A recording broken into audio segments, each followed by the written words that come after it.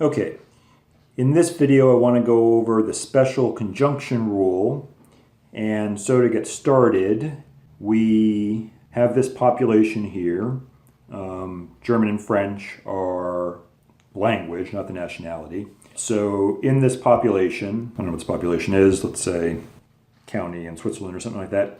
But in this population we have 240 individuals who speak German or German is their native language and are vaccinated, 120 French speakers who are vaccinated, 80 German speakers who are not vaccinated, and 40 French speakers who are not vaccinated.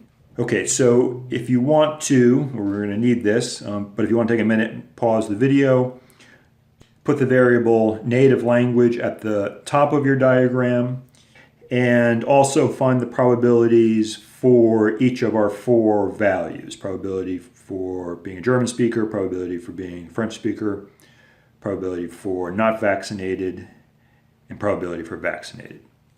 Okay, so pause the video. All right, so if you did that, then you should have found the, we'll start with the probabilities here. So the probability for being a German speaker is 67%. Probability for being a French speaker is 33%, 160 out of 480. Probability for being vaccinated is 75%, and the probability for being not vaccinated is 25%. And those are, let's see, so the vaccinated would be 360 out of 480, and not vaccinated would be 120 out of 480. Okay, then the diagram, doesn't matter if you have French and German switched, but you should have French and German at the top of the diagram. Doesn't matter if you have vaccinated and not vaccinated switched, but you should have vaccinated and not vaccinated on the side.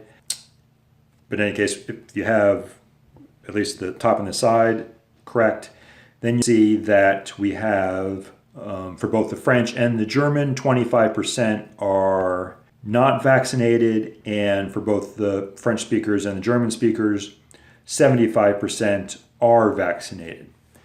All right, so now once you have your diagram, the next thing that you should notice, it should jump right out at you, is that these percentages are obviously the same, 75% for both French and German speakers and 25% again for both French and German speakers. So our line here is straight across. And what that means, or what that indicates, is that our variables, native language and vaccination status, or whatever we want to call this one on the side here, are independent. And if you don't remember what that means, that's in chapter 5. And so when we're looking at a question like this one, what is the probability of selecting someone from this population whose native language is French and has been vaccinated, whose native language is French and who has been vaccinated? So we are using one of our conjunction rules because we have an and here. And since the variables are independent, we can use the special conjunction rule. Probability for French and vaccinated, and we're going to use the special conjunction rule, which, if you look in the reading, you can see is this. The difference between the special conjunction rule and the general conjunction rule being that for the special conjunction rule, we don't need a conditional probability here. We can just use the probability for whatever this value is. In this case, it's going to be the probability of being vaccinated. So for our problem, we want to do this calculation.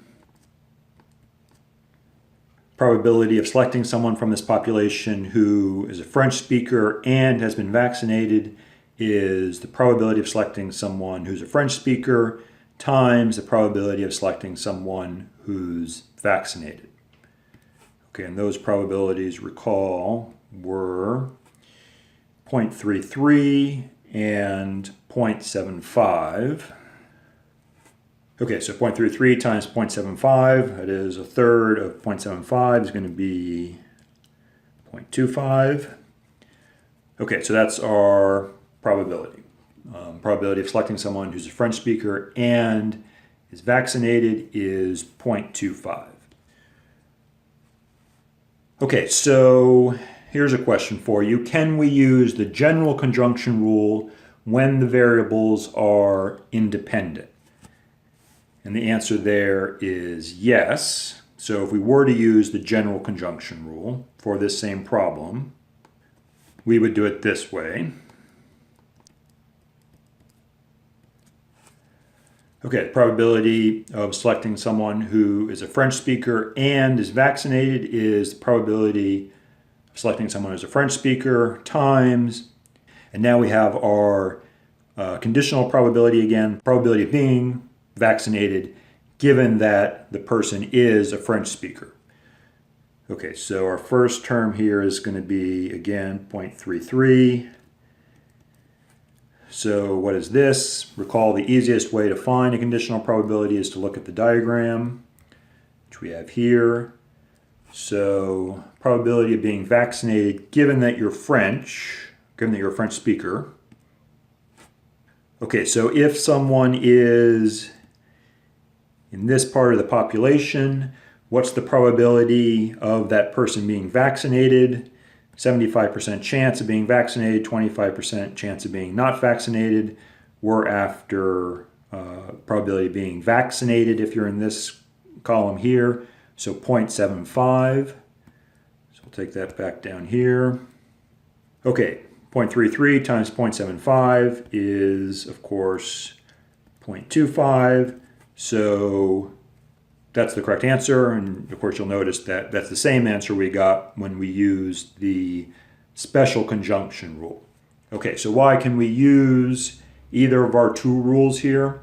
Well, we can always use the general conjunction rule, but when the variables are independent, instead of using the conditional probability, we can use the non-conditional probability, just the probability of being vaccinated, because it's the same value, same probability. And why that is easy to see if we look at the diagram again. So when our variables are independent, that means by definition that this probability here, 0.75, is going to be the same as the probability over here, which also means that the probability for being vaccinated in general for the whole population also has to be 0.75. So when the variables are independent, what we find is the probability of being vaccinated is the same as the probability of being vaccinated given that the person is French. The probability of being vaccinated for the entire population is the same as the probability of being vaccinated if the person is French, which of course is also going to be the same as the probability of being vaccinated if the person is, I don't mean French, I mean a French speaker, if the person is a German speaker. So since all of these probabilities are the same, we don't have to mess around with the conditional probability, we can just use the non-conditional probability, which in a sense, I don't know, is easier or less messy or whatever. But in any case, we can use the special conjunction rule in this situation. All right.